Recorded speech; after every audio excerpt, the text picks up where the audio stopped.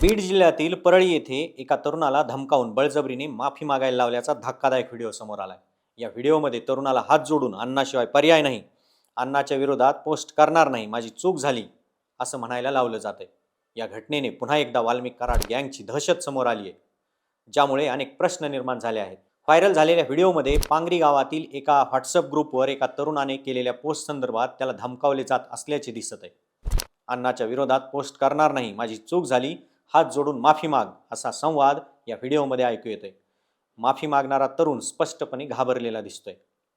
देशमुख हत्या प्रकरणात वाल्मिक कराड सध्या कारागृहात आहे, मात्र ह्या घटनेवरून त्याची गँग अजूनही सक्रिय असल्याचं नागरिक म्हणत आहेत।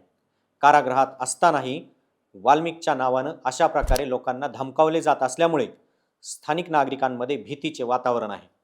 दरम्यान या घटनेसंदर्भात पोलीस ठाण्यात अद्याप कोणतीही अधिकृत तक्रार दाखल झाल्याची माहिती मिळू शकली नाही। तसेच हा व्हिडिओ कधीचा आहे याबद्दलही कोणतीही अधिकृत माहिती समोर आलेली नाही। मात्र समाज माध्यमावर हा व्हिडिओ वेगाने व्हायरल होताच या घटनेची जोरदार चर्चा सुरू आहे।